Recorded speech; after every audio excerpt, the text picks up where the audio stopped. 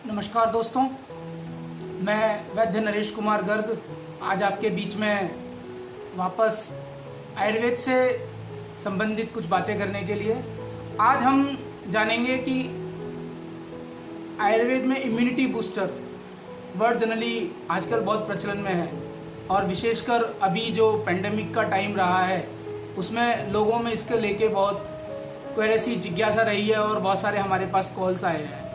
Immunity booster को हम सामान्य भाषा में कहें तो इम्यूनो मॉड्यूलेटर द्रव्य, इम्यून सिस्टम को बूस्ट जो कर दें, जो हमारा शरीर का प्रतिरक्षा तंत्र है, जो शरीर में अगर बाहर से कहीं आक्रमण हो रहा है, जो वायरसेज आए, अभी जैसे कोरोना वायरस आया, बहुत सारे वायरसेज इस वो पूरे वायुमंडल में घूम रहे हैं, वो जब हमारे बॉडी पे अटैक करें उनसे बचाने के लिए और हमारा प्रतिरक्षा तंत्र इम्यून सिस्टम इतना हो कि उनसे परेशान ना हो, हमारी बॉडी सेफ रहे, तो उनको जनरली इम्यूनो मॉड्यूलेटर बोला जाता है। सामान्य परिचालन की भाषा में उन्हें इम्यूनो बूस्टर द्रव्य कहते हैं। तो इम्यूनिटी बूस्टर द्रव्य कौन से हो सकते हैं? तो ऐसे ही हम 5 इम्यूनिटी बूस्टर द्रव्यों पे बात करेंगे।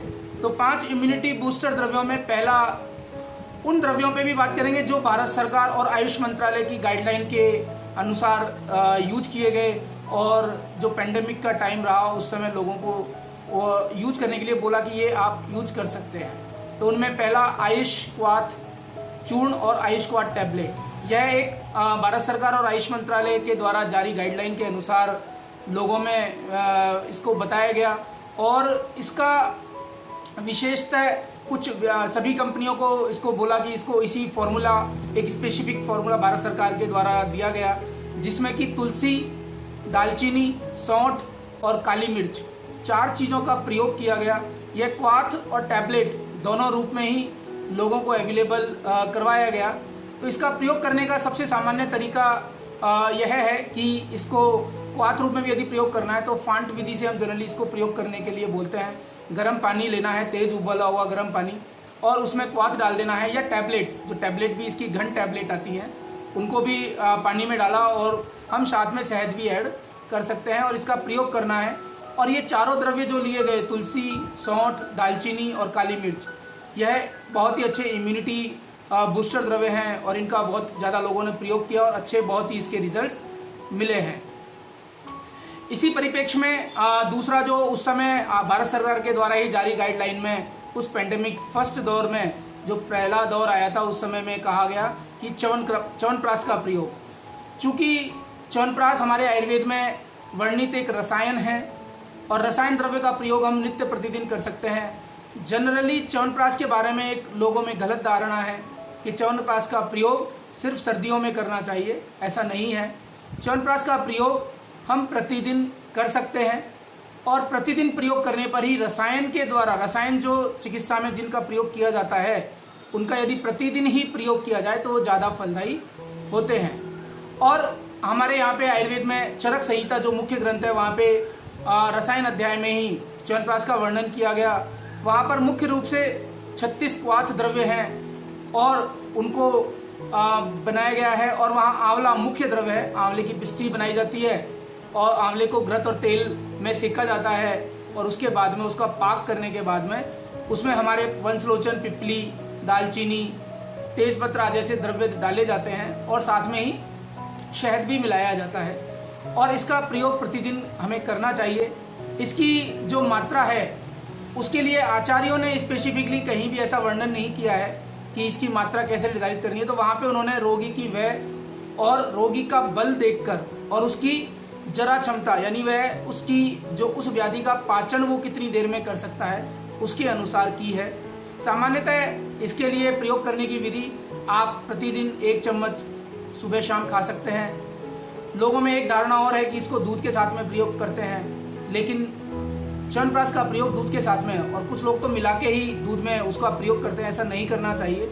च्यवनप्राश और दूध, च्यवनप्राश चूँकि आंवले से बना हुआ द्रव्य है, अम्ल रस प्रदान है, इसलिए उसका प्रयोग दूध के साथ नहीं करके दूध बाद में आप सेवन कर सकते हैं, थोड़े समय बाद में आप दूध लें। और च्यवनप्राश का प्रयोग आप 12 महीने पूरे दिन कर सकते हैं, सभी दिनों में कर सकते हैं और प्रतिदिन प्रयोग कर सकते हैं और सुबह शाम दोनों समय आप इसे ले सकते हैं। और इस पेंडेमिक के टाइम में लोगों ने इसको बहुत यूज किया है और इसके बहुत अच्छे रिजल्ट्स भी हमें मिले हैं। इसी परिप्रेक्ष्य में हम तीसरा औषध जो कि आयुष सरकार, भारत सरकार के द्वारा अभी जारी किया गया और पहले दौर में और दूसरे दौर में भी उसका बहुत अच्छा रिजल्ट रहा, जहाँ पे लोगों को बहुत सारी प्रॉब्लम्स आई, उनमें इस औषध का प्रयोग किया गया।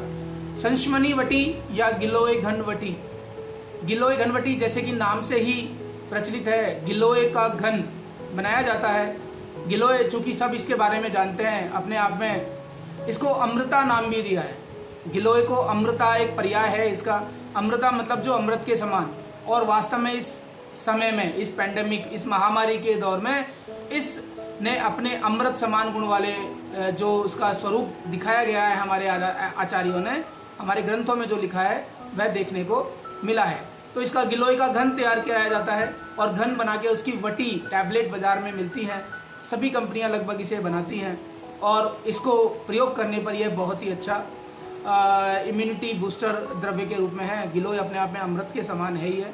इसका कांड प्रयोग में लेते हैं। बहुत सारे लोग इसका काढ़ा बना के भी घर में प्रयोग करते हैं, वह भी हम कर सकते हैं। और हमारे यहाँ पे बहुत सारी व्याधियों में इसका प्रयोग बताया गया है और बहुत ही अच्छे रिजल्ट्स लोगों को मिलते हैं और सभी वैद्य लोग इसका निसंशय प्रयोग करते रहते हैं और बहुत सारी व्याधियों में प्रयोग करते हैं। तो अपने आप में बहुत अच्छी मेडिसिन। अगेन आप इसके अलावा एक और दूसरी इम्यूनिटी बूस्टर द्रव्य सिंगल हर्ब है, वो भी उस पर बात करेंगे। अश्वगंधा। चूँकि अभी कोरोना का दौर जा चुका है और उसके बाद पोस्ट कोविड सिम्टम्स भी लोगों में बहुत ज़्यादा आ रहे हैं। कोरोना के समय में भी और कोरोना के बाद भी लोगों में वीकनेस की प्रॉब्लम आ रही है। लोग बहुत ज़्यादा अपने आप को लो फील कर रहे हैं, मतलब उनमें स्ट्रेस है। जिनको हुआ उनको भी स्ट्रेस है और जो उससे बच गए उनको भी हमेशा ये एक भय बना रहता है कि कहीं हमें भी यह बीमारी ना आ जाए, क्योंकि यहाँ भय का वातावरण रहा। और जब भी कोई महामारी होती है, जब वो बहुत सारे लोगों को काल का ग्रास बनाती है, तो उस समय में स्वाभाविक है डरना है। सरकार ने अपनी तरफ से बहुत अच्छे प्रयास किए हैं और लोगों को बहुत समझाया और लोगों ने भी सरकार का बहुत अच्छा साथ दिया है।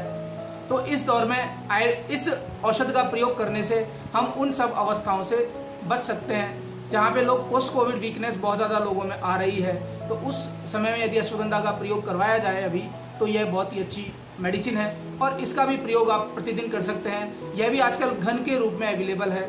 घनवटी टैबलेट बाजार में मिलती है, आसानी से आप इसका प्रयोग कर सकते हैं और बहुत ही अच्छे रिजल्ट्स आपको इसके मिलेंगे। और बहुत सारे लोग इसका प्रयोग कर रहे हैं, बहुत सारे वैद्य लोग अश्वगंधा का प्रयोग करवा रहे हैं और उनके बहुत ही उत्साहवर्धक परिणाम रहे हैं। इसी परिप्रेक्ष्य में हम एक और हम बहुत सारी मेडिसिन है वैसे तो, लेकिन हम एक मेडिसिन पे और बात कर लेते हैं, स्वर्ण प्राशन। चूँकि हम स्वर्ण प्राशन पे मैं निरंतर अपने व्याख्यान देता रहता हूँ और शायद लोग उसे देखते भी हैं और जिनकी क्वेरीज आती हैं मैं उनको सॉल्व करने की अपनी तरफ से कोशिश करता हूँ। तो स्वर्ण प्राशन चूँकि अभी एक नया बाजार में या ऐसा चल रहा है दौर की एक तीसरी दौर भी आ सकता है।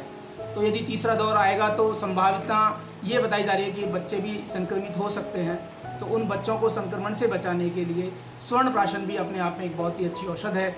यहाँ भी हम मुख्यतः ब्राह्मी घृत और साथ में उसमें हम कंटकारी और मंडूक पर्णी, शंख पुष्पी और हरिद्रा, हरित की आदि अनेक द्रव्यों का कॉम्बिनेशन तैयार करके घृत प्रिपेयर करते हैं और उस घृत के साथ में स्वर्ण भस्म और दूसरी अन्य औषधियों को, शहद भी उसमें एक प्रमुख अंग है, उन सब का प्रयोग करके हम उसे डेली चटाने के लिए बच्चों में देते हैं। और इस पर हम बहुत सालों से प्रयोग कर रहे हैं इसका, और सभी इसको इम्यूनिटी बूस्टर के रूप में बहुत ही अच्छे रिजल्ट्स हमें मिले हैं और लोगों में इसके बारे में अवेयरनेस भी आई है।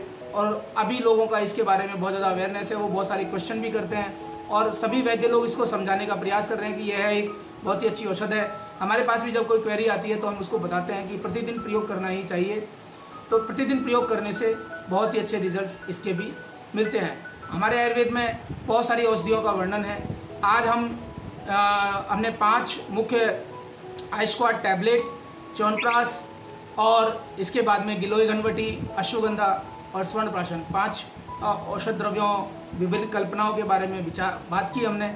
यदि आपको इनसे संबंधित कोई भी क्वेश्चन है, प्रश्न है, आपको लगता है कि इनका प्रयोग करने से कोई परेशानी आने वाली है या किसी भी प्रकार की आपको दिक्कत है, तो आप हमें बिल्कुल उस बारे में आप हमें लिख सकते हैं और हम उनका जवाब देने की कोशिश करेंगे।